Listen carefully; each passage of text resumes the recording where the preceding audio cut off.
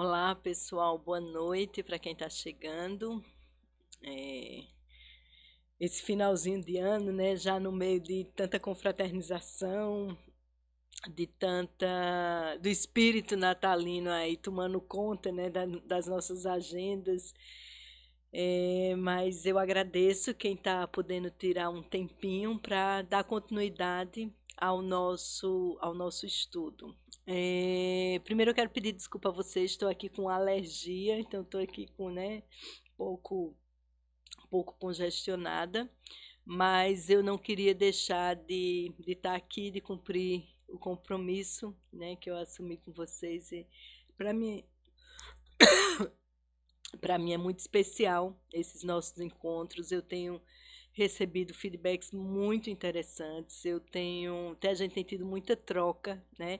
Então, para quem está, seja ao vivo ou assistindo essa live gravada, quem está vindo a primeira vez, o que a gente vai conversar aqui, eu acho que é um tema bem relevante.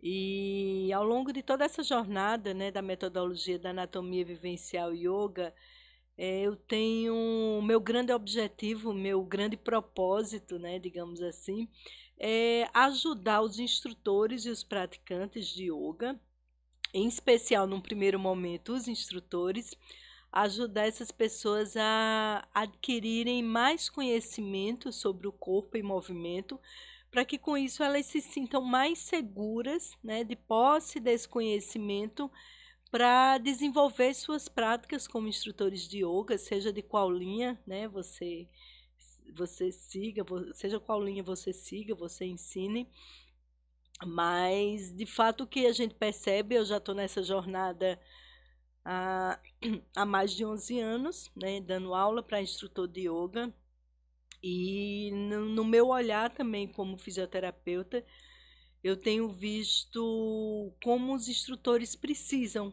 né? Precisam receber essa, esse suporte, essa orientação. Então, esse é, digamos assim, a minha grande motivação, né? Ajudar, desculpa, ajudar os instrutores de yoga a poderem atuar com mais segurança em relação às práticas físicas do caminho yogi, poder ajudar o seu aluno a avançar na sua prática com mais segurança e também ajudar aqueles alunos que chegam com lesão, né? A gente recebe, enquanto instrutor de yoga, nós recebemos alunos com limitações, com hérnia de disco, com pinçamento de nervo, com artrose, com bursite, com lesão de ligamento, lesão de menisco, enfim, uma infinidade aí de queixas que a gente recebe no nosso espaço, nas aulas práticas do yoga. E o tema de hoje é, né, a prática do yoga pode lesionar, né? Acho que eu vou fazer que nem novela, assim, no último capítulo, né? Deixar a cena principal para o final, ou então quando a gente vai assistir um jornal na TV, né? Eles ficam dando só as chamadas e fazem você assistir o jornal inteiro para no final dar a resposta. Mas, na verdade, assim, eu vou dar uma primeira resposta e vou construir esse pensamento junto com vocês. Por isso que eu não vou precisar usar essa estratégia de dizer fica até o final para saber a resposta, mas eu vou ter que convidar para acompanhar comigo a construção desse raciocínio. Porque, para mim, muito mais do que você receber a informação, né, se causa ou não causa lesão, é você entender, né, esse processo, entender essa resposta e a gente trazer aqui uma série de exemplos e uma série de aspectos relevantes em relação a esse tema. A, a prática física causa lesão, ou necessariamente causa lesão, o yoga lesiona, né? Não, necessariamente não. Não é uma coisa que é algo intrínseco. Ah, você sabe o ônus, né? O ônus daquela atividade. Então, vamos dizer assim, você trabalha numa mina de carvão, você pode até ganhar adicional de insalubridade, né? Você pode ser remunerado como ressarcimento ao adoecimento, porque isso está inerente à ação. né? Está inerente ao que você está executando. Em relação do yoga, isso é real? A prática física do yoga lesiona? Necessariamente não. Agora, se a gente muda a pergunta e diz: a prática física do yoga pode causar lesão? A resposta é sim, pode.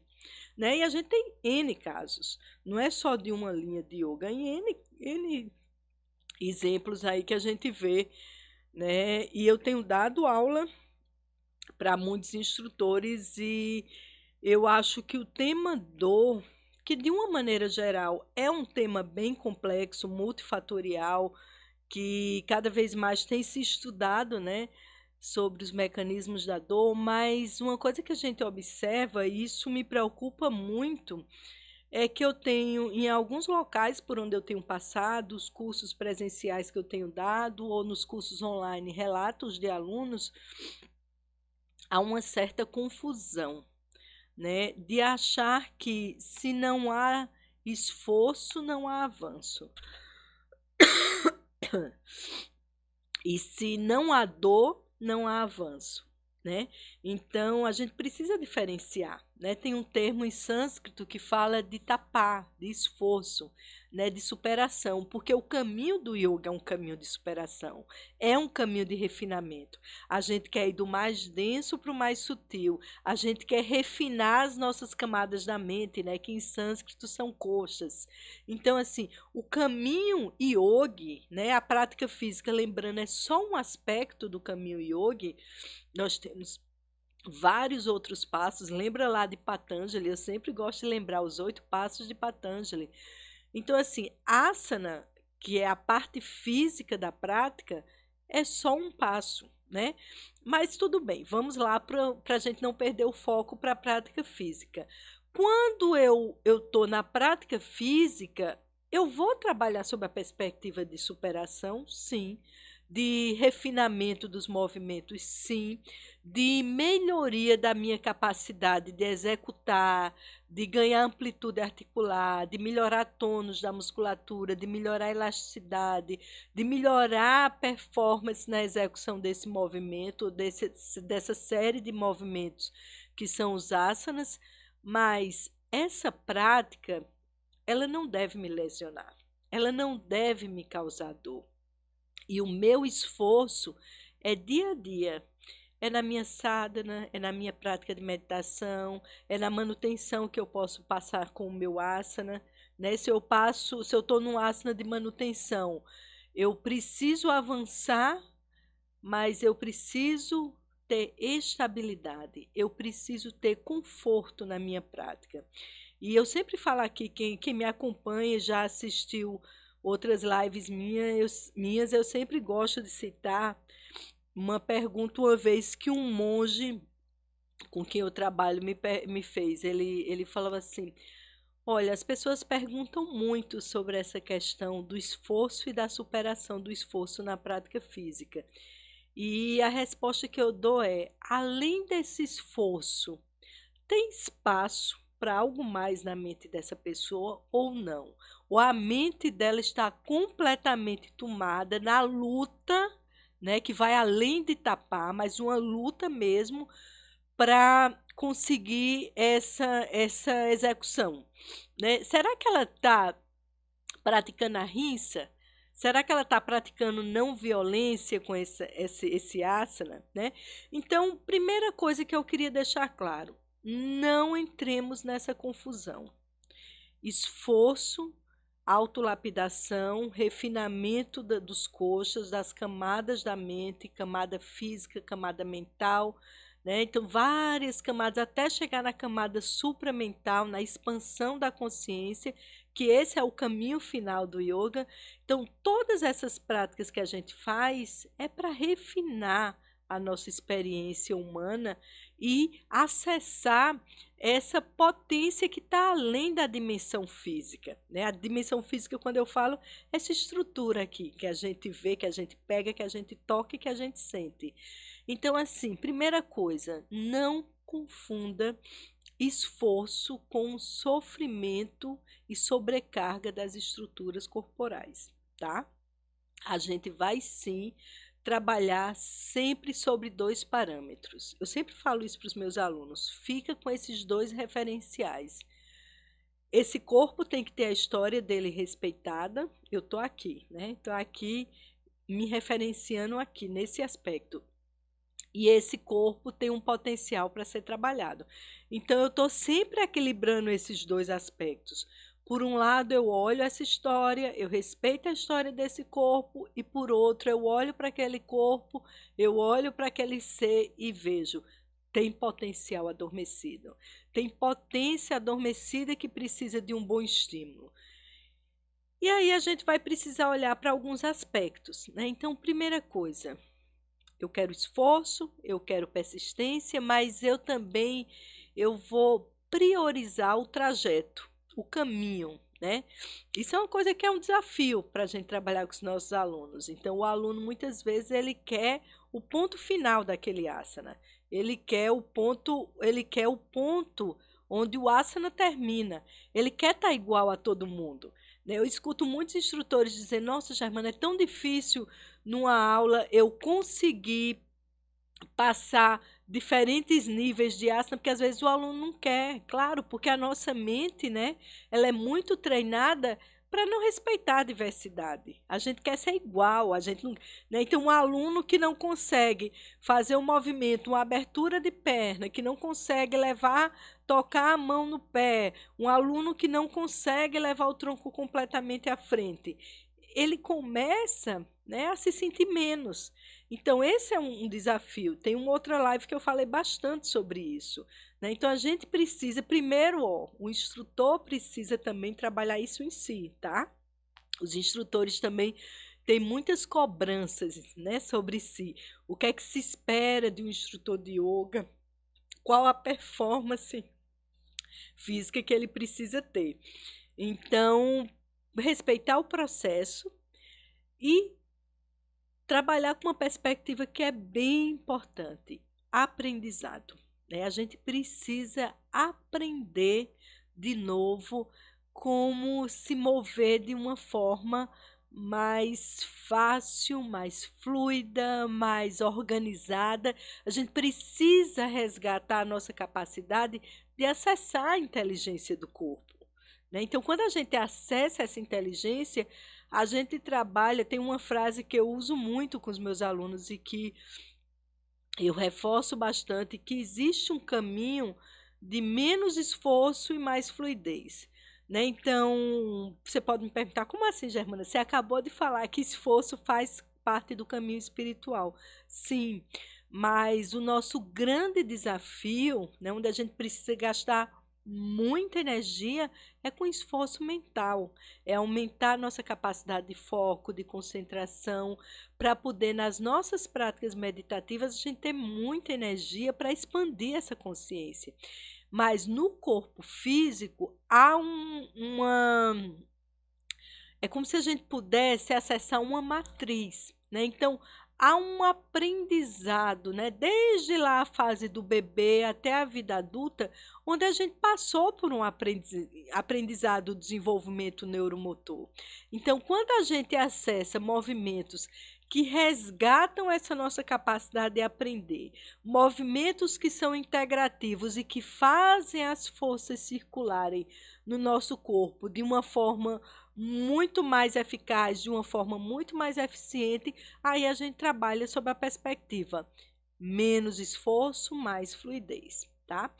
E um outro aspecto que eu sempre também reforço muito, quem já fez curso comigo sabe, já ouviu muito isso, é que a gente precisa eh, trabalhar com um elemento muito protetivo que vai nos dar segurança na execução dos asanas, que é o elemento que a gente chama da consciência perceptiva, né? Então, o que é que seria a consciência perceptiva? Seria, digamos assim, o que mais popularmente a gente conhece como consciência corporal. Então, existe um mecanismo na organização do movimento que é bem interessante, que isso a gente, eu lembro da faculdade, na época da fisioterapia, quando a gente estudava a disciplina de neurologia. Então, o que a gente aprende é assim, que para a execução do movimento, né, que a gente chama também da saída motora, da resposta motora, a gente tem a entrada sensorial e a gente tem o processamento dessas informações que chegam para nós e a gente tem uma saída motora. Eu sempre dou a metáfora da confecção de um carro, por exemplo, né? Então, você quer ter um carro de qualidade, o que é que você precisa? Né? Ou qualquer produto manufaturado. Você precisa de matéria-prima de qualidade, você precisa dos sistemas de produção, dos meios de produção de qualidade, e aí você tem um carro, um produto, uma saída, uma resposta de qualidade. A entrada, a matéria-prima, o método de construção desse produto e, consequentemente, você tem um produto de qualidade. Então, vamos trazer essa metáfora agora para o movimento. Eu tenho a entrada sensorial, né? Então, dá muitos estímulos para o meu sistema nervoso. Eu tenho o processamento dessas informações e eu tenho o refinamento da minha resposta motora. Talvez para algumas pessoas esteja um pouco abstrato, mas eu vou dar um exemplo prático, né, que eu escuto muito dos instrutores de yoga. Por exemplo, vamos pegar um asana que leva o tronco à frente. Eu tenho falado bastante que toda ida do tronco à frente, a gente deveria fazer de tal forma que esse mover-se à frente, ele deveria nascer na coxa femoral. Né? Ele deveria nascer a partir dessa estrutura central e, naturalmente, meu tronco vai. Aí, o que é que a gente observa? Eu tenho uma série de desorganizações aqui na bacia, eu tenho uma série de encurtamentos na cadeia posterior, né? Então, eu traciono ali, seguro nessa musculatura, seguro os isquios, a bacia não se move adequadamente à frente, fico lá com aquela curva, não uso a coxa femoral com a potência que ela tem para se mover. E aí, para onde eu jogo? Eu jogo uma sobrecarga para a lombar e, via de regra, eu levo ombro e cabeça à frente, né? Porque o aluno fica com aquela ideia de que tem que tocar os pés de todo jeito. Então, muitas vezes eu estou lá dando aula para os instrutores e eles falam: ok, Germana, beleza, eu entendi que você precisa acessar a coxa femoral, que o movimento precisa nascer a partir daí, mas o que é que acontece? Muitas vezes o aluno ele não atende a essa orientação, ele não atende a esse comando verbal. E aí a gente fica pensando: ah, é porque ele não quer? É porque ele não entendeu?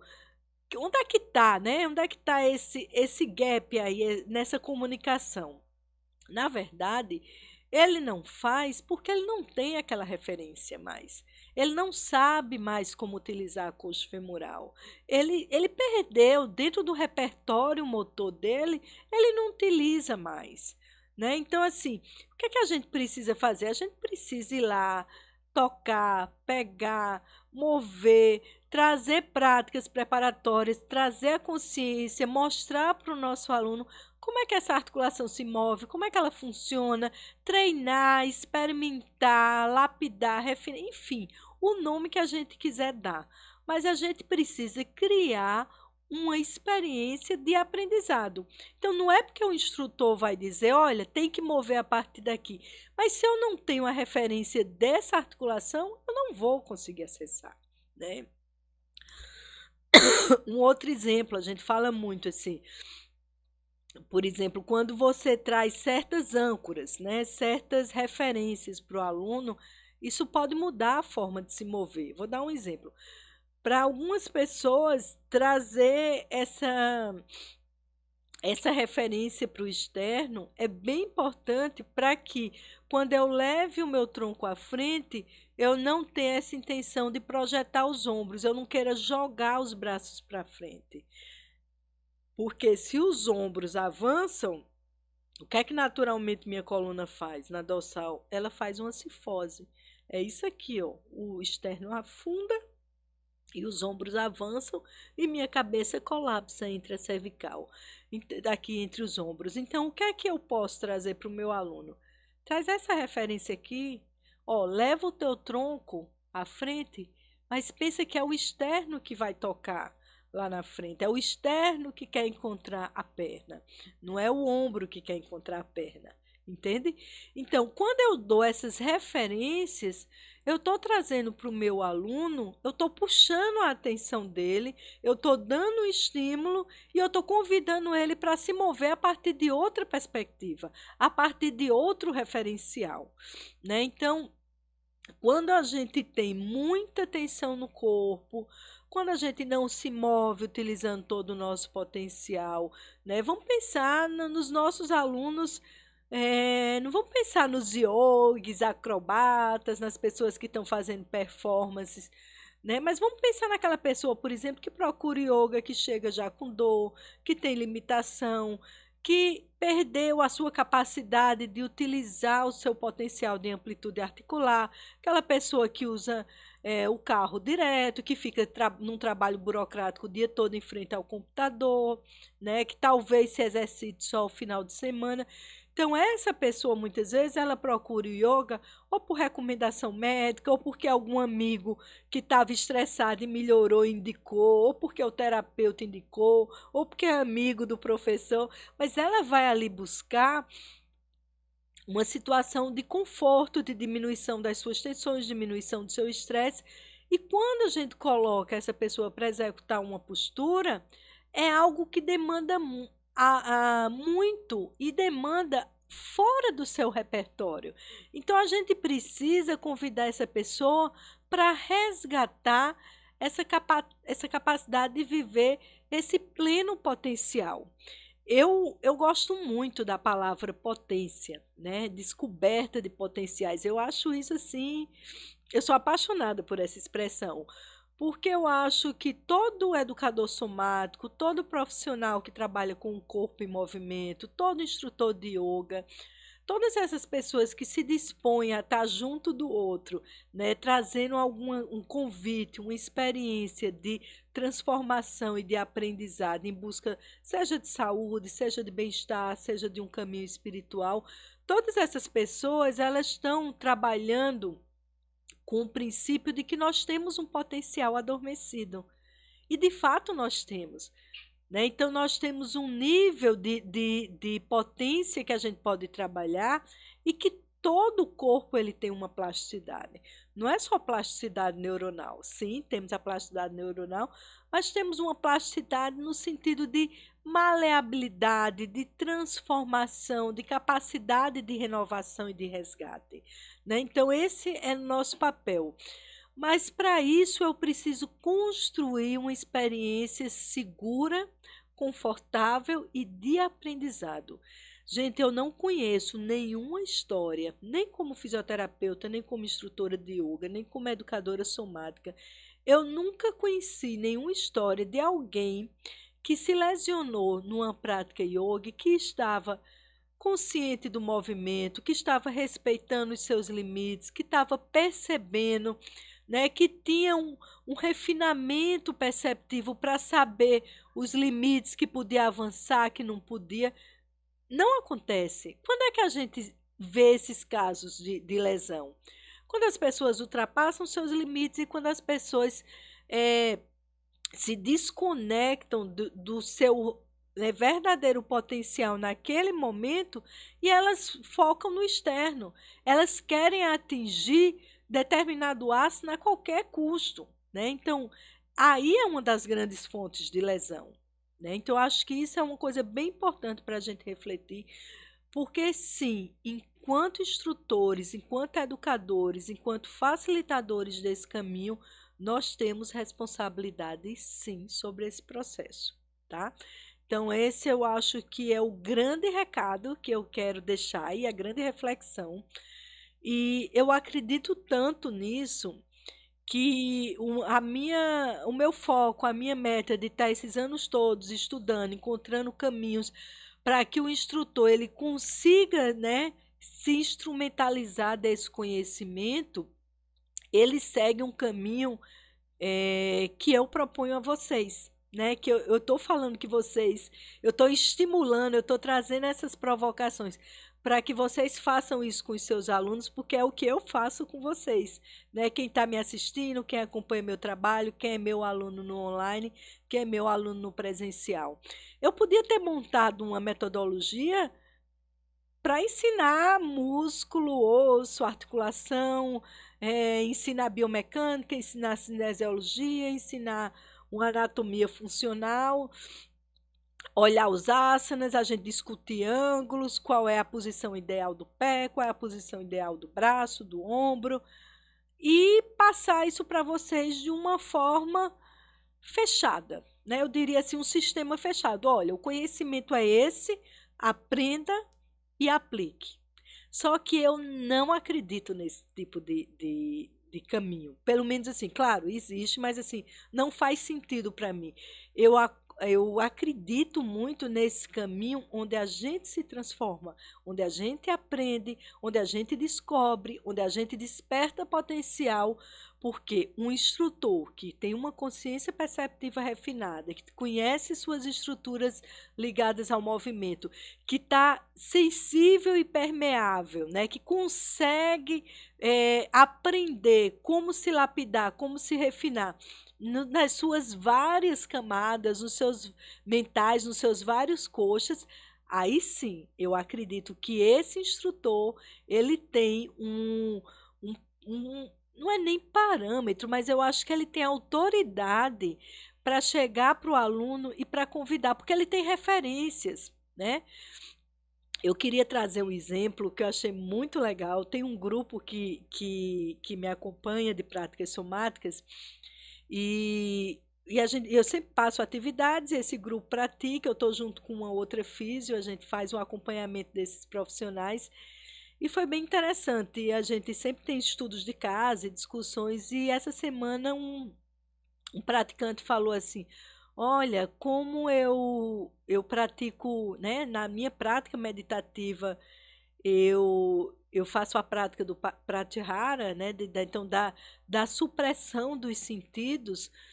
Quando você me passou, Germano, uma prática onde eu ia acordar as sensações do meu corpo, minha mente na hora pensou assim: meu Deus, tudo que eu treino na minha meditação, ela agora vai fazer o contrário. Ela vai acordar o que eu estou aprendendo a desligar. E o que foi mais legal foi que ele descobriu que quando ele fez essa prática do acordar, o que é que ele percebeu, qual foi a experiência que ele teve?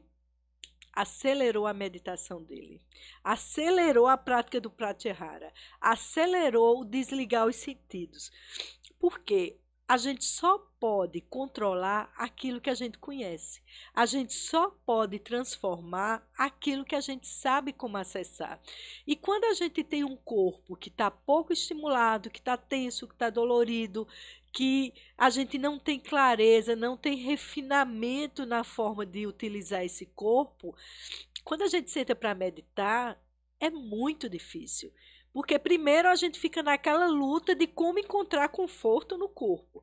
Então, vou lá usando as referências, né? Muitas vezes as pessoas se cobram que tem que fazer lótus completo. Então já começa essa luta aí dessa relação, pé, joelho, quadril. Depois tem que manter a coluna ereta. Algumas vão para a parede, outras saem da parede. Aí a coluna começa a queimar. E aí a mente, se você tem algum passo a passo da sua prática meditativa o tempo todo, você está lutando e voltando para o corpo. Então, frente a esse relato, né, desse aluno, que é um instrutor de yoga também, que foi muito bacana o feedback que ele deu, frente a isso, o que é que a gente... o exemplo dele foi só um reforço de algo que na prática a gente sabe que é assim. Se você quer refinar, se você quer transformar, primeiro você precisa conhecer. Então, você não consegue transformar nada que está na inconsciência. Você tem que trazer isso para a consciência, né? Então, quanto mais a gente desperta o corpo, desperta sensações, desperta potenciais, descobre como as estruturas funcionam, descobre como elas se movem, se organizam, aprende a acessar esse potencial, mais a gente vai se mover de uma forma segura refinando, né, essa percepção e menos a gente está susceptível à lesão. E é dentro dessa perspectiva que eu acredito, né? E essa metodologia, anatomia vivencial, ela foi construída nesses pilares, né? Então eu trouxe para essa estrutura conceitos da anatomia, da cinesiologia, da biomecânica, da neuroanatomia, da anatomia técnicas como anatomia palpatória. Trago experiências da coordenação motora, do método Feldenkrais, que é um método que eu tenho formação, eu sou educadora somática pelo método Feldenkrais, de consciência pelo movimento. Então, assim, todas essas ferramentas são para oferecer uma experiência prática, vivencial e transformadora, primeiro para você. Você, enquanto instrutor de yoga, precisa conhecer o seu próprio corpo, precisa saber como avançar nos seus limites com segurança. E depois, aí sim você pode chegar para o outro, tá? Então, esse é o caminho que eu acredito, o caminho da prática, o caminho da experiência e o caminho da vivência. E eu desejo que realmente vocês cada vez mais se dediquem a esse olhar mais sensível, mais integrado, mais conectado e mais respeitoso com o próprio corpo e com o corpo do seu aluno. E incentivem os seus alunos a avançarem na sua prática, mas com esse refinamento, com esse olhar. E para finalizar, eu tenho um convite a fazer para você, né? Então, todo esse trabalho, toda essa metodologia que eu sistematizei, eu tenho apresentado ela de várias formas, né? Eu tenho feito vários convites, e um dos caminhos que eu tenho testado e que eu gosto muito, eu particularmente gosto muito, é que eu encontrei uma forma de concentrar dois aspectos bem importantes, a teoria e a prática. Então, eu tenho uma imersão, né? A próxima que a gente vai fazer, que eu estou organizando, é no Rio. Então, quero deixar aqui o convite. Essa semana a gente abriu as inscrições. Temos um número limitado, né? A gente vai trabalhar no máximo com 30 pessoas. A gente vai estar em abril, né, com a imersão presencial, mas estamos abrindo as inscrições. E ela vai a gente já está abrindo agora, porque assim que o aluno se inscreve, ele já tem acesso ao nosso portal e já começa a receber alguns conteúdos teóricos. Então, a nossa ideia é que de agora até abril o aluno vá se familiarizando com os conteúdos teóricos e a gente finaliza essa proposta com o nosso encontro presencial. Vai ser num lugar muito lindo, muito especial, né? O Espaço Nauma, no Rio. Quem tiver interesse, a gente vai deixar o link aqui no nosso chat, você pode acessar. Se quiser garantir sua vaga, tem aí um preço especial de pré-lançamento, tá? A gente está dando um super desconto. E a ideia desse trabalho é que realmente a gente acredita que com essa proposta você vai poder ter um aprendizado profundo. E como é que eu sempre falo assim, até a gente falou um tempo, eu fiz uma live sobre uma listinha, né, de que todo instrutor de yoga tinha que saber.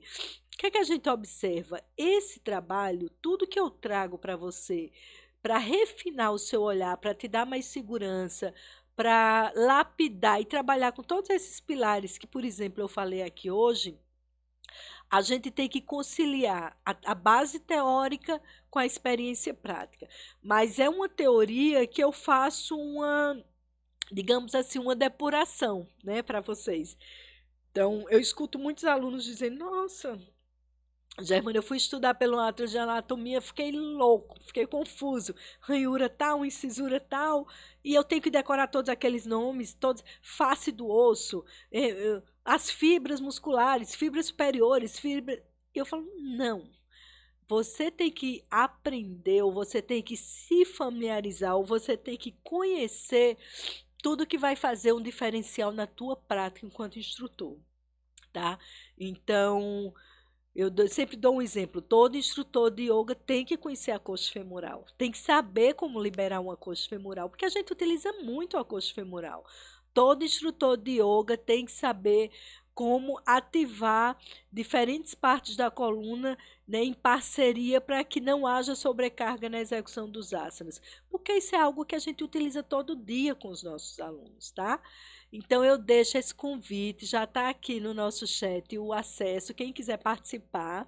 Então, em abril, no Rio de Janeiro, mas a gente já começa agora em dezembro, não tem essa história de Papai Noel, de Natal, a gente já começa com essa energia também de renovação.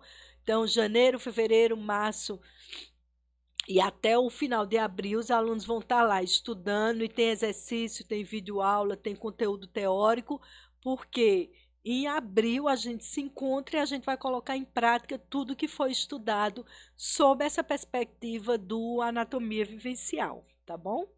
Então, deixo esse convite aqui, vou ficar bem feliz de encontrá-los. A gente já tem alguns inscritos e tá aí o link. Eu quero agradecer a todos vocês. A próxima terça, né, é Natal e a outra terça é Réveillon. Eu quero manter esse compromisso de ter essa regularidade dos nossos encontros. Então, eu vou deixar 2 aulas gravadas, vocês vão ter acesso, vão receber o convite. Então, a nossa próxima aula de Natal e de Ano Novo vão ser aulas gravadas. Em janeiro, a gente já começa aqui retomando com as nossas lives, tá bom?